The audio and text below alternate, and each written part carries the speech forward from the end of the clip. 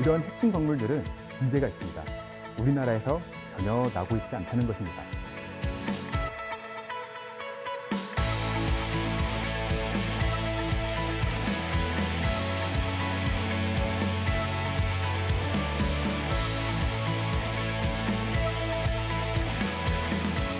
핵심 광물은 전기차라든가 충전에너지 보급에 따라서 점차 수요가 급격하게 증가할 것으로 우리는 예상을 하고 있습니다.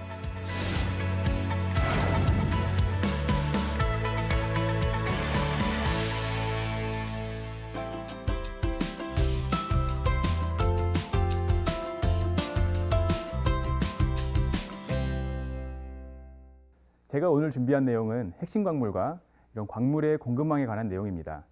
자, 우리가 이걸 알아보기 전에 우선 광물이 무엇인지부터 알아봐야겠죠. 이 광물이라고 하는 것은 우리가 지구상에서 자연적으로 얻어지는 이런 무기물의 집합을 얘기를 합니다. 우선 연료광물이라고 하는 것들이 있는데요. 이 연료광물은 석탄이나 우라늄과 같이 우리가 연료로서 사용하는 이런 것들을 통해서 에너지를 얻는 연료로서 사용하는 광물들을 의미를 합니다. 그리고 금속광물들은 우리가 일상생활에서 많이 보는 이 금속들을 만드는 원재료가 됩니다. 사실상 우리가 금속광물을 실제로 보게 되면 사실 돌과 같습니다. 우리가 생각하는 이런 금속의 모양으로 지구상에서 얻어지는 건 아니고요. 이 돌과 같은 모양으로 우리가 얻어져서 이 광물들을 모으고 모아서 가공을 하고 재련을 해서 금속으로 만들게 됩니다. 그 다음으로는 비금속 광물이 있는데요. 우리가 또 산업광물이라고도 얘기를 합니다. 이런 산업광물들은 건축이라든가 토목 이런 쪽에 많이 쓰이는 건데요. 예를 들면 석회석이라든가 비료를 만드는 이런 칼리, 그리고 형석과 같이 우리가 산업적으로 널리 쓰이는 이런 광물들을 우리는 산업광물 혹은 비금속 광물이라고도 얘기를 합니다. 이렇게 수많은 광물들 중에 우리는 핵심 광물이라는 것들을 지정해서 관리를 하고 있습니다. 핵심 광물은 우리 산업에서 굉장히 중요하고 우리 경제의 핵심이 되는, 특히 지금 산업 트렌드와 맞는 광물들을 의미를 합니다. 그렇기 때문에 우리가 만약에 핵심 광물이라는 개념이 청동기 시대에 있었다면 그때 핵심 광물은 구리가 됐을 거고요. 철기 시대에 있었다면 그때 핵심 광물은 철이 됐을 겁니다. 하지만 지금은 우리가 좀 더 첨단의 시대에 살고 있죠. 첨단 기술을 위한 희소금속, 그리고 희토류, 우리가 배터리나 이제 청정에너지를 위한 이런 핵심 광물들, 이런 것들이 지금의 산업 트렌드와 맞게 우리는 그 중요성들도 계속 변해가고 있습니다. 우리가 희소금속과 희토류 그리고 핵심 광물은 엄연히 다른 개념인데요. 희소금속은 우리가 지구상에서 많은 양이 나지 않고 생산량도 적은 이런 광물들을 이야기를 합니다. 구리라든가 니켈, 철과 같은 것들은 굉장히 많이 생산이 되고 있지만 그 외에 철이 합금으로 많이 쓰였거나 아니면은 첨단 산업의 어떤 특수 소재로 쓰였던 텅스텐, 몰리브덴과 같은 금속들, 그리고 리튬도 여기 포함이 되고요. 이런 것들은 우리는 희소금속이라고 얘기를 합니다. 휘토류는 우리 지구상에는 잘 없지만 원소 주기율표 상에 가장 아랫부분과 그 외에 몇 개의 원소들이 종합된 17개의 원소들을 총칭하는 말입니다. 즉 희소금속은 조금 더 넓은 의미의 개념이고요. 휘토류는 그 17개의 원소를 다 총합해서 부르는 얘기입니다. 그리고 핵심 광물은 지금 현재 산업에 얼마만큼 중요하고 수급 리스크가 있는지에 대해서 결정이 되는 부분입니다. 여기서 말하는 수급 리스크라고 하는 것들은 이 광물을 수출하는 특정 국가가 광물 수출에 대한 통제를 한다거나 아니면은 어떤 요인에 의해서 이런 광물의 공급이 어려워지는 경우를 이야기를 합니다. 우리나라도 2023년 2월 산업통상자원부에서 핵심 광물 확보 전략이라는 것을 내면서 여기에 우리나라의 가장 필수적인 핵심 광물 33종을 소개하였습니다. 특히 우리나라 산업에 더 필요한 광물들을 10가지를 더 줄여서 전략 핵심 광물이라고 지정을 했습니다. 이 전략 핵심 광물에는 크게 리튬, 니켈, 망간, 코발트, 흑연, 휘토류가 포함이 되어 있고요. 실제로 전기차에 많이 필요한, 그리고 청정에너지, 설비들을 만들 때 필요로 하는 광물이기도 합니다. 그래서 우리가 석유나 가스로 대표됐던 이런 탄소 중심의 사회에서부터 좀 더 깨끗하고 안전한 그린 에너지 사회로의 변모를 지금 우리는 꾀하고 있습니다. 이 청정 에너지 전환은 사실상 인류가 전기를 좀 더 용이하게 생산을 하고 용이하게 저장을 할 수 있는 기술을 개발을 하면서 더 각광을 받게 되었는데요. 사실 이 전기라는 것이 굉장히 저장하기가 어렵습니다. 이 전기를 저장할 수 있게 해주는 것은 지금 우리가 흔히 하나씩은 다 갖고 다니는 배터리라는 건데요. 이 배터리는 굉장히 많은 양의 광물을 요구를 하고 있습니다. 이 배터리에는 전해질, 양극재, 음극재로 크게 세 가지로 나눌 수가 있는데요. 이 중에 전해질에는 우리가 많이 들어봤을 리튬이 많이 사용이 됩니다. 그래서 우리는 리튬 이온 전지라고도 많이 이야기들 하죠. 그리고 이 전지의 양극재라고 하는 부분은 니켈, 망간, 코발트가 사용이 됩니다. 그리고 음극재로는 주로 흑연이 많이 쓰이고 있습니다. 또한 히토류 같은 경우에도 전기차와 아주 밀접하게 연관이 있습니다. 사실 전기차를 우리가 굴러가게 하는 힘은 모터로부터 나옵니다. 우리가 이 강력한 모터를 만들기 위해서는 이 네오디뮴이라는 히토류 원소가 필요합니다. 그리고 이 자동차가 우리가 움직이면서 발생하는 열에도 안전한 자성을 계속 유지시켜 주기 위한 어떤 굉장히 미량의 희귀한 히토류 금속들이 또 들어갑니다. 그렇기 때문에 우리가 전기차의 제조 공정을 봤을 때 이러한 히토류의 존재는 굉장히 필수적이라고 볼 수 있습니다. 또한 재생에너지, 특히 이제 풍력의 경우에 우리가 굉장히 강력한 또 모터 발전기를 달아놓게 되는데 여기에도 굉장히 강력한 자석들이 들어가게 됩니다. 또한 태양광 패널에도 무수히 많은 광물들이 소비가 되게 되고요. 이렇듯 우리가 청정에너지 시대로 대변되는 탄소 중립의 시대에는 더 많은 광물들, 더 많은 핵심 광물들이 요구가 됩니다. 하지만 이런 핵심 광물들은 문제가 있습니다. 우리나라에서 전혀 나고 있지 않다는 것입니다. 우리나라는 이 산업 구조상 이러한 전략 핵심 광물들을 굉장히 많이 사용을 하고 있지만 거의 대부분 전량을 수입에 의존을 하고 있습니다.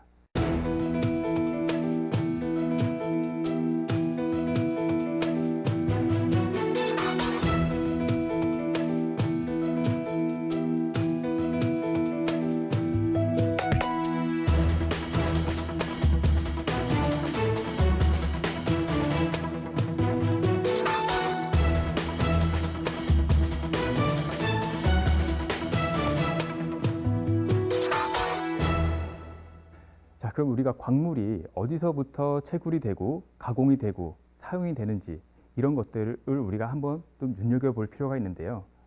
광물이 처음에 탄생을 한 것부터 채굴을 하고 가공을 하고 이것들을 재련해서 활용하는 데까지 이 일련의 모든 과정들, 일련의 모든 밸류체인들을 우리는 공급망이라고 얘기를 합니다. 우리 공급망은 크게 세 가지로 나눌 수가 있습니다. 처음에 이 원료 광물을 채굴하는 것, 이것이 우리는 공급망 상류라고 얘기를 합니다.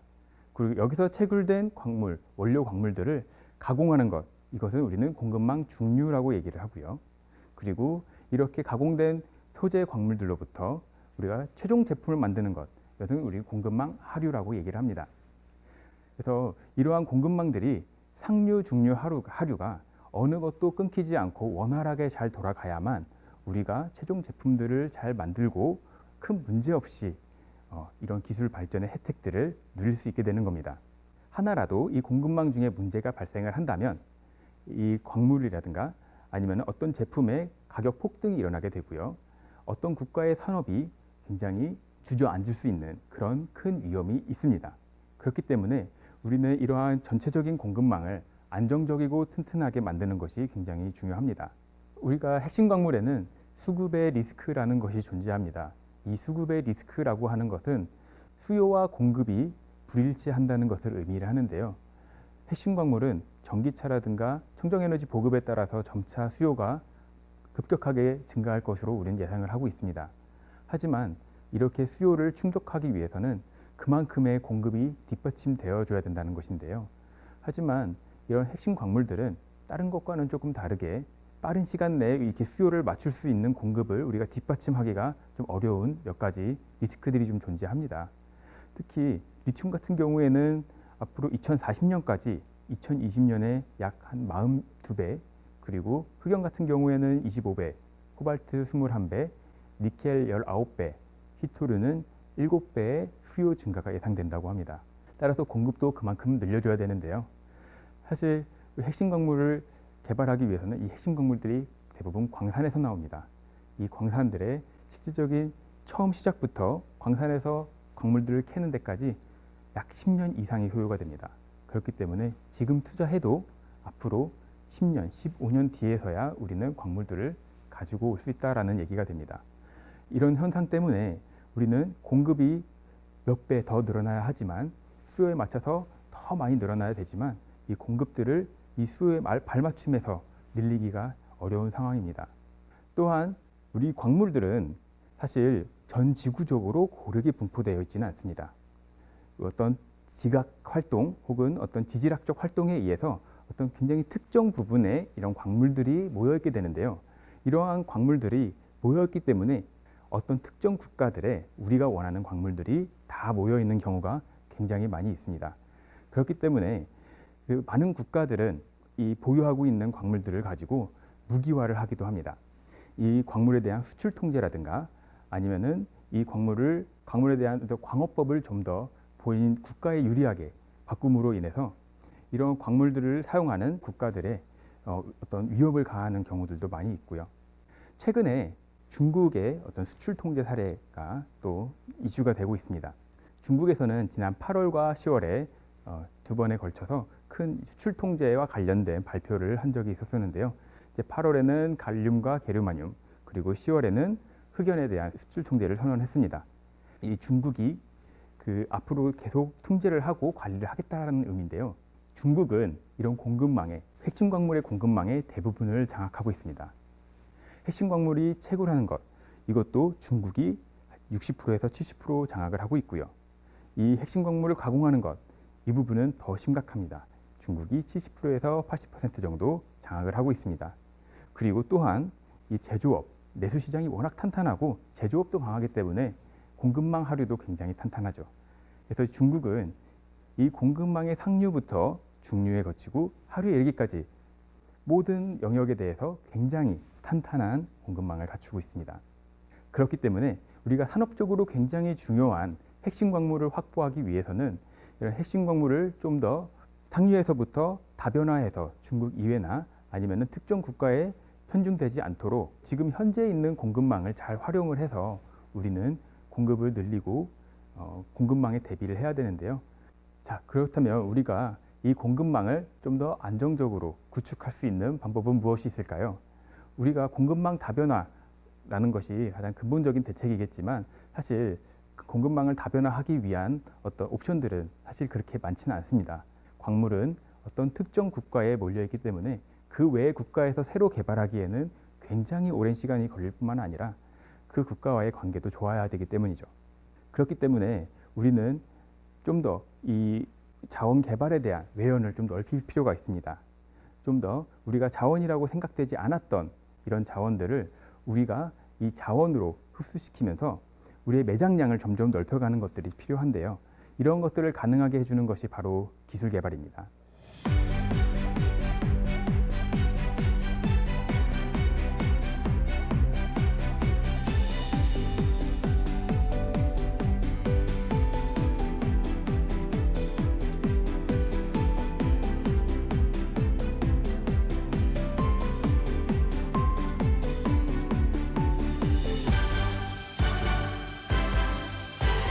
기술 개발로 자원의 고갈에 대비했던 우리가 자원의 고갈을 해결했던 적이 있는데요. 우리가 석유라고 하면 오래전부터 한 40년 뒤면은 석유가 고갈이 된다라는 이야기를 많이 들어보셨을 겁니다. 하지만 지금까지 자원은 고갈되지 않고 있습니다. 그 이유는 우리가 기술 개발을 통해서 원래 개발할 수 없었던 석유 자원들도 이제는 우리가 개발할 수 있는 자원으로 변환시켰기 때문에 그래요. 예를 들면 셰일가스 혁명입니다. 원래 셰일가스 안에 있던 가스들은 우리가 회수하기 굉장히 어려운, 기술적으로 어려운 그런 종류의 자원이었어요. 하지만 우리가 수압 파쇄라든가 이제 프래킹이라고 불리는 이런 새로운 기술들의 개발로 인해서 이런 셰일 안에 있는 우리가 가스 자원들을 좀 더 경제적으로 회수할 수가 있게 되고요. 이렇게 경제적으로 회수할 수 있었던 덕분에 우리의 석유가스 매장량은 더 많이 늘어나게 됐습니다. 광물 자원도 마찬가지입니다. 지금은 지구상의 어딘가에 핵심 광물이 묻혀 있는지도 사실 완벽하게 파악을 하지 못하고 있는 상황입니다. 그렇기 때문에 우리가 좀 더 나은 기술로 핵심 광물이 어디 있는지를 발견하고 그리고 경제적으로 이런 핵심 광물들을 채굴할 수 있는 기술들을 개발한다면 실제로 지금은 우리가 굉장히 부족한 것 같아 보이는 핵심 광물도 어떻게 보면 더 많이 우리가 확보할 수 있게 된다는 의미가 됩니다. 그렇기 때문에 우리는 사실 다양한 분야에서 핵심 광물을 확보하기 위한 기술 개발이 많이 필요합니다. 이런 광물 자원의 기술 개발은 이 광물 자원의 어떤 개발 과정과도 이제 맞닿아 있습니다. 광물 자원은 먼저 우리 지구상이 어디 있는지 찾는 이제 탐사부터 시작을 해서 그거를 개발하는 채굴 과정, 그리고 채굴된 광석을 가공하는 성광, 그리고 재련 과정까지 이렇게 다양한 단계를 거치게 되어 있습니다. 특히 이런 한국지질자원연구원에서는 그 핵심 광물 탐사와 관련해서도 굉장히 지금 신기술들을 많이 접목을 하고 있는데요. 특히나 이런 탐사를 하기 위해서는 사람이 이제 직접 가야 되는 경우들도 있지만 사람이 직접 가지 않고 항공 탐사 같은 것들도 많이 보편화되어 있습니다.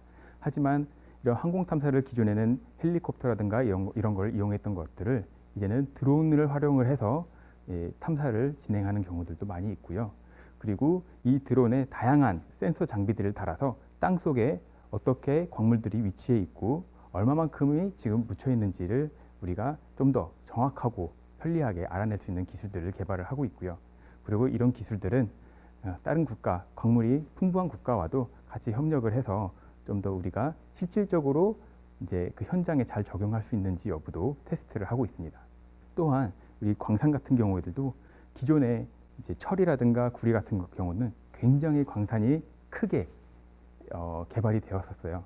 하지만 희소금속, 우리가 양이 좀 적고 생산이 조금 작은 규모의 광산들이 좀 많기 때문에 이런 광산들을 개발하기 위해서는 광산의 규모도 조금 작아져야 됩니다. 그래서 소규모 광산을 위한 어떤 가장 효과적이고 효율적인 채광 방법을 어떻게 광산을 깨끗하고 효율적이고 안전하게 개발하는가에 대한 부분, 그런 스마트 마이닝 기술도 개발을 하고 있습니다. 또한 우리가 이렇게 기존의 지구상에 이미 확인이 되어 있고 우리가 이제 채굴할 수 있다라고 이제 확인된 이런 자원들을 1차 자원이라고 얘기를 합니다.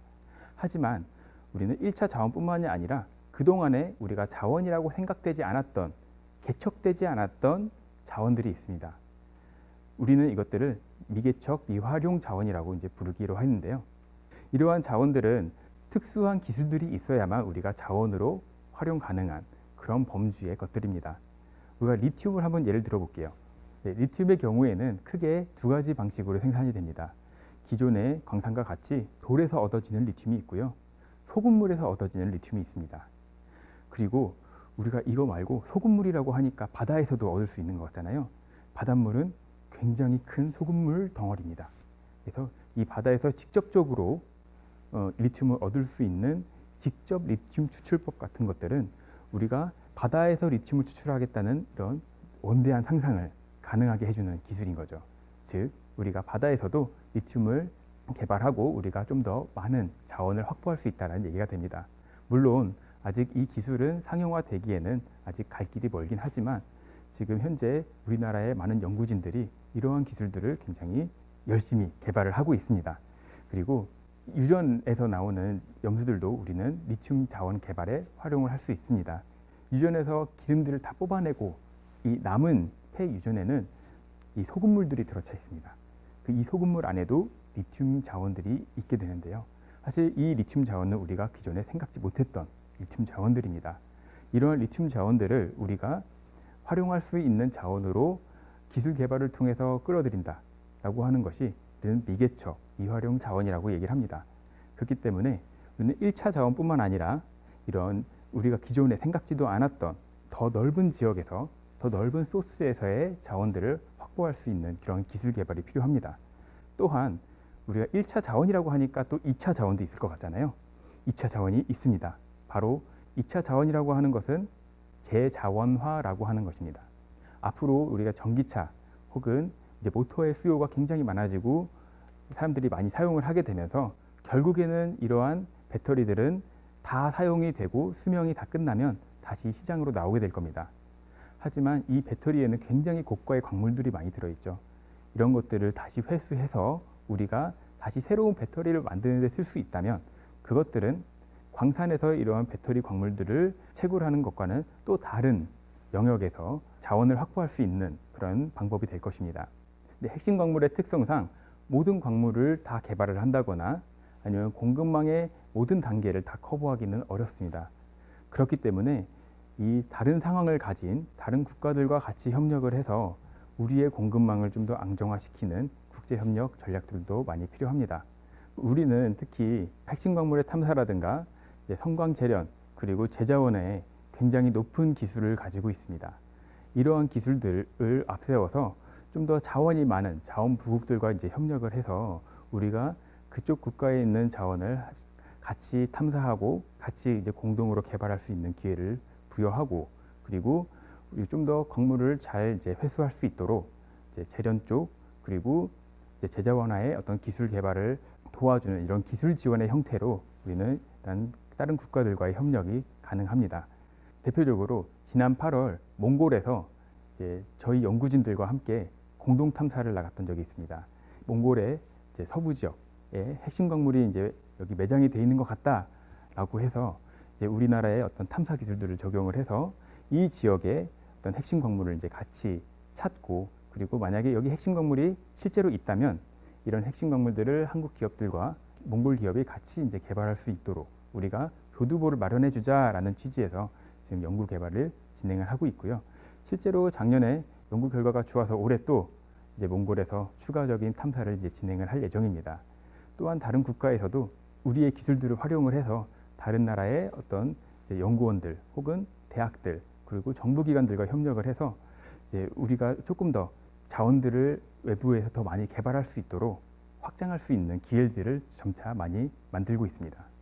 또한 우리는 다양한 국가들이 모여서 이러한 공급망 위기를 대처하기 위한 여러 가지 다자간 협의체도 만들어서 운영을 하고 있고요. 우리나라도 그 다자간 협의체의 일원으로서 굉장히 활발하게 활동을 하고 있습니다.